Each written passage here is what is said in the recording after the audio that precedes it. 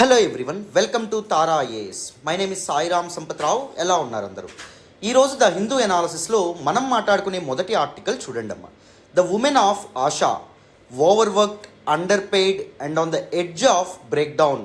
One of the most important articles with respect to GS paper 2 social జస్టిస్కి సంబంధించినటువంటి article అమ్మ. One of the most important articles appeared in the Hindu newspaper today. డీటెయిల్డ్గా కాంప్రహెన్సివ్గా this particular ఆర్టికల్ని mains పర్స్పెక్టివ్లో పూర్తి స్థాయిలో decode చేసే ముందు మీ అందరికీ ఒక చిన్న మాట. మన ద హిందూ అనాలిసిస్ వెనక కానీ మనం యూట్యూబ్లో అప్లోడ్ చేసుకుంటున్నటువంటి అదర్ వీడియోస్ వెనక కానీ చాలా ఎఫర్ట్స్ ఉంటాయి, చాలా హార్డ్ వర్క్ ఉంటుంది, చాలా టైం ఇన్వెస్ట్ చేయాల్సి ఉంటుంది. If you really want to acknowledge your efforts, please do hit that big fat like button. Explanation ఎలా ఉందో కామెంట్ చేయండి. మీ ఫ్రెండ్స్ అండ్ ఫెలో ఆస్పిరెంట్స్కి కూడా మన వీడియోస్ని షేర్ చేసే ప్రయత్నం చేయండి. ఛానల్ని ఇంకా సబ్స్క్రైబ్ చేసుకోలేదా? సబ్స్క్రైబ్ చేసుకోండి. తెలుగు రాష్ట్రాల నుంచి యూపీఎస్సీ సివిల్ సర్వీస్ ఎగ్జామినేషన్ కోసం ప్రిపేర్ అవుతున్న స్టూడెంట్స్ అందరి కోసం మనం చాలా మంచి ఇనిషియేటివ్స్తో ముందుకు రాబోతున్నాం. ఓకేనా? So without any further delay this particular article ఏదైతే ఉందో దాన్ని మాట్లాడదాం, వినండి. There is a prominent saying in Chhattisgarhi dialect that is సుఖ్ మే సబ్ హై లేకిన్ దుఃఖ్ మే మితానీ. అంటే దాని అర్థం everyone is there in the time of joy but in sorrow there are only మితానిన్స్. అంతా సంతోషంగా హాయిగా జరిగిపోతున్నప్పుడు మన చుట్టూ అందరూ ఉంటారు, కానీ ఎప్పుడైతే కష్టం మన గడప తగ్గుతుందో అప్పుడు ఉండేవాళ్ళే మితానిన్ సింప్లీ మీన్ ఫ్రెండ్స్. స్నేహితులు మాత్రం మన కష్టంలో ఉంటారనే విధంగా ఒక ఫేమస్ ఛత్తీస్గఢీ ప్రోవెర్బ్ అనేటటువంటిది చెప్తుంది. సో ఇలాగా అండర్ ప్రివిలేజ్డ్ పీపుల్ అండ్ రిసోర్సెస్కి యాక్సెసిబిలిటీ లేనటువంటి పీపుల్, హెల్త్ కేర్కి యాక్సెస్ లేనటువంటి పీపుల్, వీళ్ళ పాలిట పెన్నిదిగా ఈ బీద బిక్కీకి హెల్త్ కేర్ సిస్టమ్కి యాక్సెస్ అనేటువంటిది ప్రొవైడ్ చేసే విధంగా 2002లో ఛత్తీస్గఢ్ గవర్నమెంట్ ఈ మితానిన్ అనేటటువంటి ఇనిషియేటివ్తో ముందుకు రావడం అనేది జరిగిందన్నమాట. అంటే ఉమెన్ ఎవరైతే ఉన్నారో వాళ్ళని కమ్యూనిటీ హెల్త్ కేర్ వర్కర్స్గా మార్చి resource deficient communities, vulnerable communities, పేద బడుగు బలహీన వర్గాలు ఎవరైతే ఉంటారో వాళ్ళకి primary health care services provide చేయాలనే ఉద్దేశంతో దిస్ పర్టికులర్ ఇనిషియేటివ్తో ముందుకు రావడం అనేది జరిగింది ఛత్తీస్గఢ్ గవర్నమెంట్ 2002లో.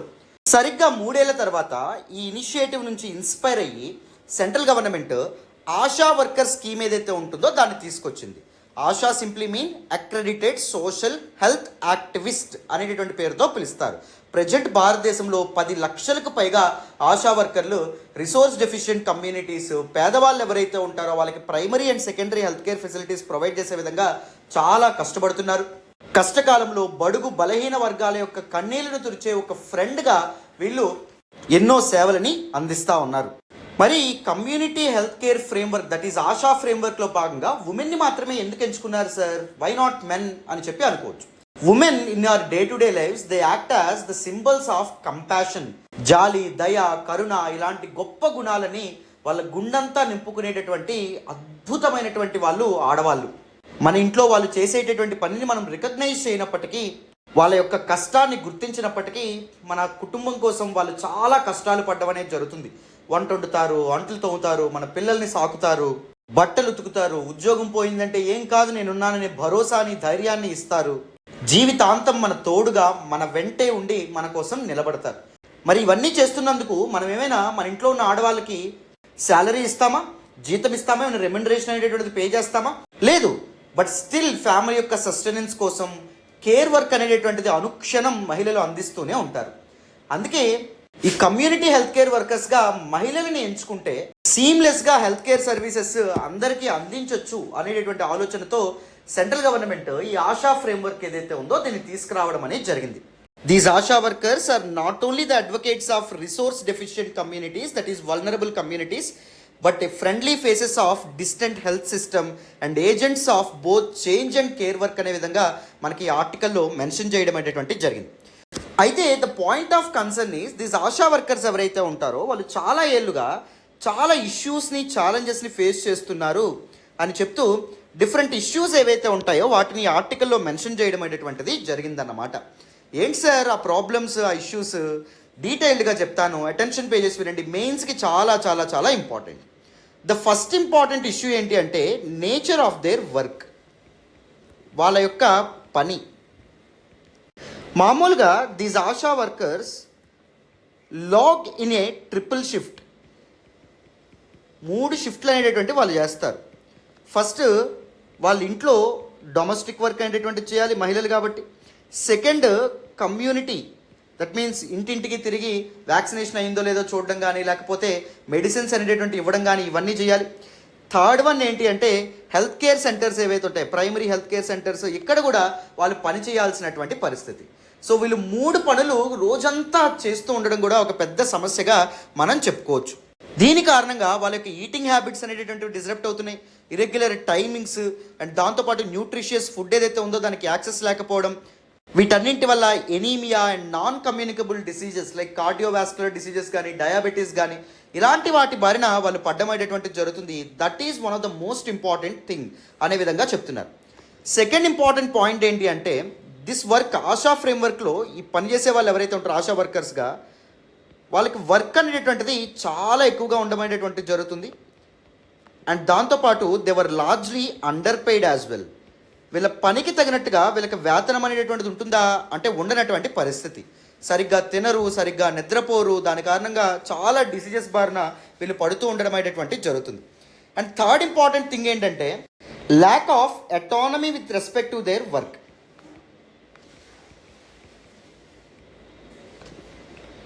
సో వాళ్ళకి ఏమైనా స్వేచ్ఛ అనేటటువంటిది ఉంటుందా, ఏ టైంలో పని చేయాలని కానీ, లేకపోతే ఎక్కడ పని చేయాలని కానీ, ఇలాంటి వాటి గురించి వాళ్ళకి ఏమైనా స్వేచ్ఛ కానీ స్వతంత్రంగానే ఉంటుందా? ఉండదు. వీళ్ళ పై ఆఫీసర్స్ ఎలా చెప్తే అలా చేయాల్సినటువంటి పరిస్థితి అమ్మ. And also these people had to face a triple burden of what? Triple burden of one is gender discrimination. మహిళలు అనే కారణం చేత వీళ్ళు డిస్క్రిమినేషన్, వివక్ష ఫేస్ చేస్తారు.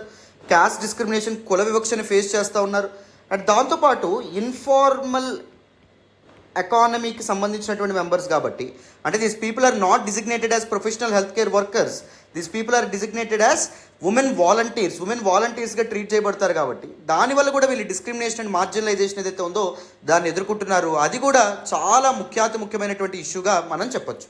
అండ్ నెక్స్ట్ ఇంపార్టెంట్ ఇష్యూ ఏంటి అంటే ఎక్స్పాన్షన్ ఆఫ్ దేర్ వర్క్. వాళ్ళ వర్క్ ఏదైతే ఉందో దాన్ని రీసెంట్గా గవర్నమెంట్ ఎక్స్పాండ్ చేయడం అనేది జరిగింది. ఫస్ట్ వాళ్ళని తీసుకునేటప్పుడు 2005లో maternal and child health promote చేయడానికి మాత్రమే అన్నట్టుగా తీసుకున్నారు. ఇప్పుడు వ్యాక్సినేషన్లు వేయడం, వ్యాక్సినేషన్ ఫాలో అప్స్ చేయడం, డేటా లాగింగ్ అంటే డేటా కలెక్ట్ చేయడం, అండ్ దాంతోపాటు పెలియేటివ్ కేర్ అంటే ఒక వ్యక్తికి చికిత్స అనంతరం ఇచ్చేటటువంటి కేర్ వర్క్ ఏదైతే ఉందో అది, అండ్ దాంతోపాటు డొమెస్టిక్ వైలెన్సెస్ కేసుని రిపోర్ట్స్ చేయమని చెప్పి, mental health support and provide చేయమని చెప్పి, ఇంట్లో మెంటల్ హెల్త్ ప్రాబ్లమ్స్ ఫేస్ చేస్తున్న మహిళలు ఎవరైతే ఉంటారో వాళ్ళతో మాట్లాడండి, వాళ్ళతో డిస్కస్ చేయండి. ఇలాంటి బాధ్యతలు ఏవైతే ఉన్నాయో అప్పచెప్పడం వల్ల బాధ్యతలు విపరీతంగా పెరిగినాయి, కానీ పేమెంట్ ఉందా అంటే లేనటువంటి పరిస్థితి, right? And these community health care వర్కర్స్గా కూడా వీళ్ళు పనిచేస్తున్నారు కాబట్టి ఎక్స్ట్రీమ్ వెదర్ కండిషన్స్ కూడా ఇంపార్టెంట్ ప్రాబ్లం కింద మారడం అనేటువంటిది జరిగింది. మీ అందరికీ తెలుసు, nowadays heat waves and erratic weather conditions విపరీతంగా పెరగడం అనేది జరుగుతుంది. దానివల్ల ఆక్యుపేషనల్ హజార్డ్స్ ఆఫ్ వర్కింగ్ ఏదైతే ఉందో దాని బారిన వీళ్ళు పడుతున్నారు అని చెప్పి మన ఆథర్స్ ఎవరైతే ఉన్నారో వాళ్ళు చెప్తున్నారు అనమాట. ఎక్స్ట్రీమ్ వెదర్ కండిషన్స్ కూడా వీళ్ళ యొక్క పనిని తీవ్రతరం చేయడం అనేది జరిగింది, ఇంటెన్సిఫై చేయడం అనేది జరిగింది. అది కూడా ముఖ్యమైన ప్రాబ్లంగా ఇష్యూ కింద మనకి ఆర్టికల్లో చెప్పడం అనేది జరిగింది. And there are some monetary barriers as well. What are these monetary barriers sir? వీళ్ళకి శాలరీ సిస్టమ్ ఏదైతే ఉందో దానివల్ల కూడా చాలా ప్రాబ్లమ్స్ ఉంటాయమ్మ. వీళ్ళకి పెర్ఫార్మెన్స్ బేస్డ్ ఇన్సెంటివ్స్ అండ్ దాంతోపాటు ఒక 4-5 నెలలు పనిచేసిన తర్వాత ఒకేసారి ఫండ్స్ రిలీజ్ చేసి వీళ్ళకి ఇస్తారనమాట. ఈలోపు వీళ్ళు ఏం చేస్తారు, వాళ్ళ యొక్క అవసరాల కోసం వేరే వాళ్ళ దగ్గర నుంచి అప్పు తెచ్చుకొని, వడ్డీకి ఇంట్రెస్ట్కి అప్పు తెచ్చుకొని వాళ్ళు డే టు డే లైఫ్ ఏదైతే ఉందో అది మేనేజ్ చేస్తారు. ఒకేసారి ఎప్పుడైతే ఫండ్స్ రిలీజ్ అవుతాయో వీళ్ళకి శాలరీస్ కింద, ఆ ఫండ్స్ని కేవలం వడ్డీలు కట్టడానికి వాళ్ళకి సరిపోవడం అనేటువంటిది జరుగుతుంది. దోస్ థింగ్స్ కూడా చాలా ప్రాబ్లం. అండ్ దాంతోపాటు వీళ్ళకి అవుట్ ఆఫ్ పాకెట్ ఎక్స్పెండిచర్ ఏదైతే ఉందో అది కూడా చాలా ఎక్కువ.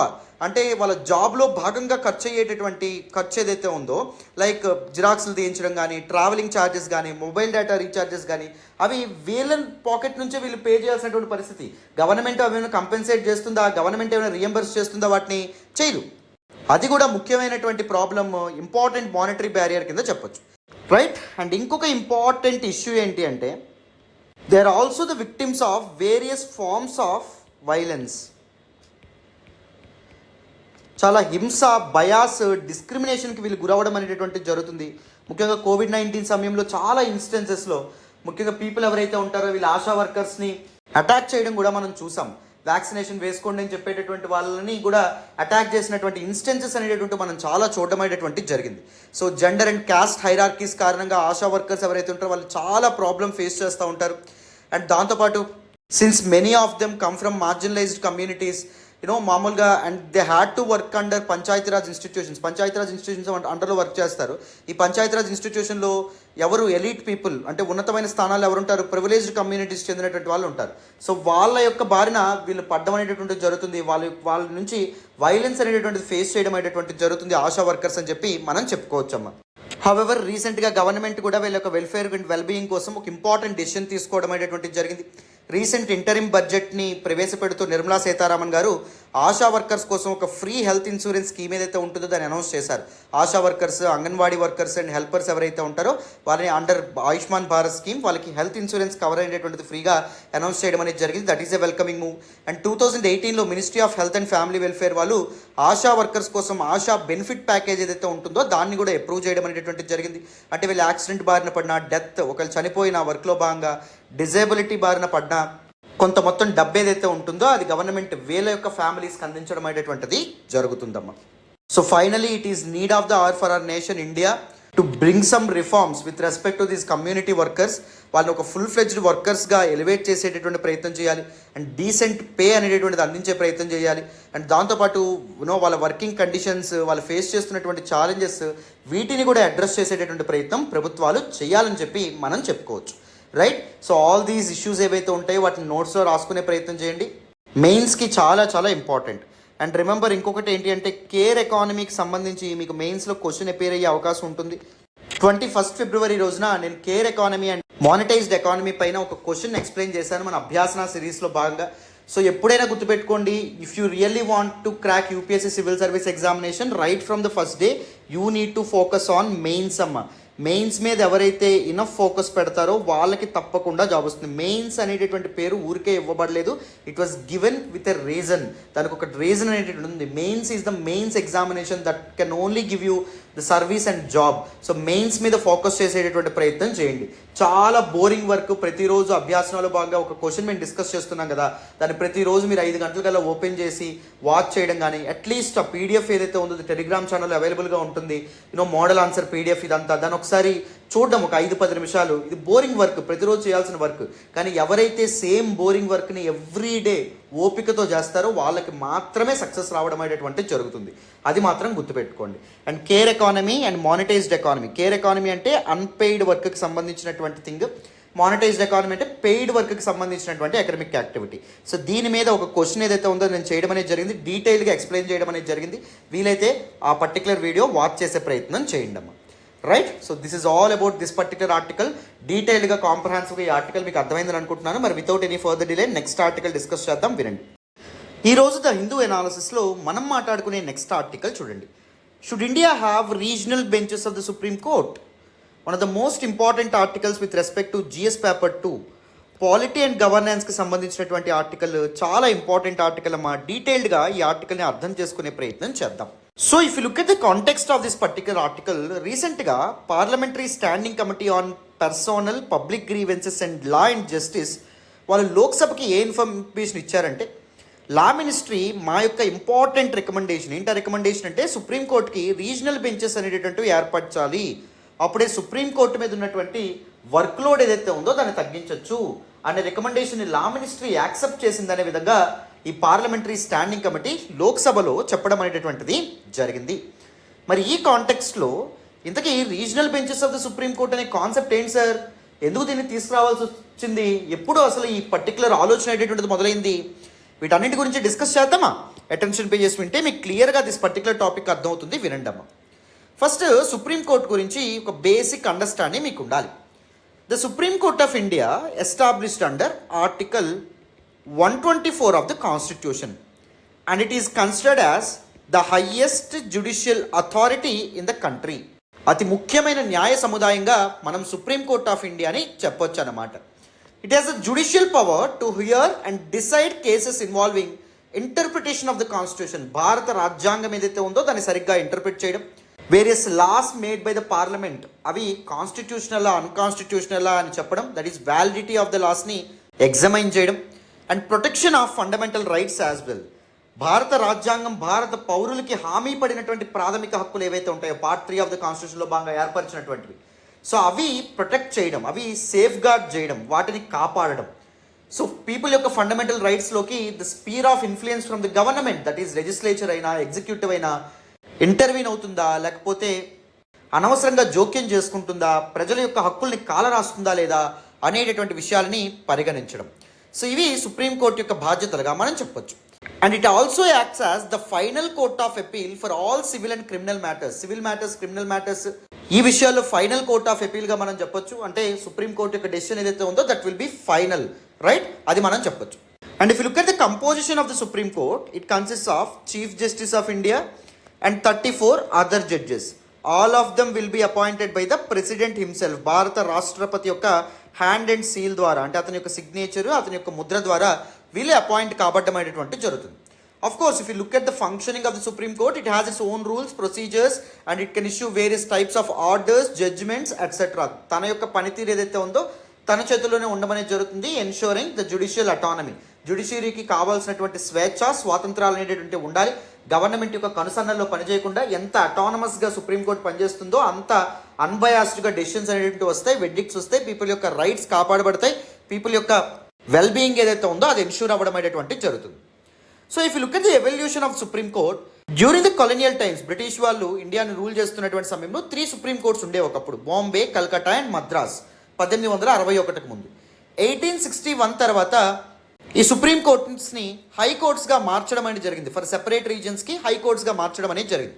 వెరస్ the government of India act of 1935, దాని ద్వారా ఇండియాలో ఒక ఫెడరల్ కోర్ట్ ఏదైతే ఉంటుందో దాన్ని ఏర్పాటు చేశారు, which acts as an highest body of appeal for the provincial and high courts. Provincial courts, high courts ఏవైతే ఉంటాయో అక్కడ ఇచ్చే తీర్పుల్ని దిస్ ఫెడరల్ కోర్టులో అపీల్ చేసుకునేటువంటి వెసులుబాటు ఏదైతే ఉందో దాన్ని ఏర్పరచడం అనేది జరిగింది. వెరాజ్ ఎప్పుడైతే భారతదేశానికి స్వతంత్రం రావడం అనేది జరిగిందో, 1949లో భారతదేశ రాజ్యాంగాన్ని మనం అడాప్ట్ చేసుకోవడం అనేది జరిగిందో, supreme court as we know it now, ఇప్పుడు ఉన్నటువంటి సుప్రీంకోర్టు 1950 జనవరి 28 ఎస్టాబ్లిష్ అవ్వడం అనేటువంటి జరిగింది. 2 days after India became an independent democratic republic, that is భారత రాజ్యాంగం ఎన్ఫోర్స్ అయినటువంటి 2 రోజుల తర్వాత. So the current form of supreme court came into being in Delhi, that is current seat, as a result of article 130. Article 130 ఏం చెప్పడం అనేది జరుగుతుంది, supreme court ఢిల్లీలో ఉండాలి అండ్ సుప్రీంకోర్టు అదర్ రీజియన్స్లో ఉండొచ్చు అనేటటువంటి వెసులుబాటును కూడా కల్పించడం అనేటువంటి జరిగిందమ్మా. But if you closely look at the functioning of the supreme court, మనకి చాలా ఇంపార్టెంట్ ఛాలెంజెస్ అనేటటువంటివి కనిపిస్తాయి, ఇష్యూస్ అనేటటువంటివి కనిపిస్తాయి. ఫస్ట్ ఇంపార్టెంట్ ఇష్యూ ఏంటి అంటే పెండెన్సీ ఆఫ్ కేసెస్, లేదా పెండింగ్ కేసెస్గా మనం చెప్పొచ్చు. పరిష్కారం కానటువంటి కేసెస్ విపరీతంగా పేరుకుపోవడం అనేటువంటి జరుగుతుంది. సరే, ఈ కేసులు అనేటటువంటి విపరీతంగా పెండింగ్లో పడడానికి గల కారణం ఏంటి? What can be the reason sir? The first important reason ఏంటి అంటే లో స్ట్రెంగ్త్ ఆఫ్ జడ్జెస్. సరైనటువంటి మ్యాన్ పవర్ ఇండియాలో లేకపోవడం, జడ్జిల యొక్క సంఖ్య ఏదైతే ఉందో అది తక్కువగా ఉండడం. The supreme court has a sanction strength of 34 judges, but August 2023కి ఓన్లీ 32 జడ్జెస్ మాత్రమే ఉండమైనటువంటి జరిగింది. 2 వేకెన్సీస్ ఉండమైనటువంటి జరిగింది. సో ఈ జడ్జెస్ యొక్క వేకెన్సీస్ను పూర్తిగా ఫుల్ఫిల్ చేస్తున్నారా? చేయట్లేదు. దాని కారణంగా కేసులు అనేటటువంటి పెండింగ్లో పడుతున్నాయన్నమాట. అండ్ రెండవ ఇంపార్టెంట్ థింగ్ ఏంటి అంటే యాబ్సెన్స్ ఆఫ్ జడ్జెస్. ఈ జడ్జెస్ ఎవరైతే ఉంటారో వాళ్ళు కేసులు పరిష్కరించడమే కాకుండా చాలా పనులు ఉంటాయి వాళ్ళకి. లైక్ సెమినార్స్ అటెండ్ అవ్వడం కానీ, కాన్ఫరెన్సెస్, ఫంక్షన్స్, ఇనాగరేషన్స్, ఇలా various official and non official works అనేటువంటివి వాళ్ళకు ఉంటాయి. అండ్ దాంతోపాటు they also have to take leave for various reasons, for example health related reasons, personal related reasons, vacation, ఇలాంటి related రీజన్స్తో వాళ్ళు ఏం చేస్తారు, సెలవు పెట్టడం అనేది జరుగుతుంది. దాని కారణంగా కూడా కేసులు అనేటటువంటి విపరీతంగా పెరిగిపోతున్నాయి అన్నమాట. అది కూడా ఒక ముఖ్యమైన సమస్యగా చెప్పొచ్చు. థర్డ్ ఇంపార్టెంట్ రీజన్ ఏంటి అంటే ల్యాక్ ఆఫ్ ప్రాపర్ ఇన్ఫ్రాస్ట్రక్చర్. సుప్రీంకోర్టుకి కావాల్సినటువంటి మౌలిక సదుపాయాలు ఏవైతే ఉంటాయో అవి సరిగ్గా ఉన్నాయా అంటే లేనటువంటి పరిస్థితి.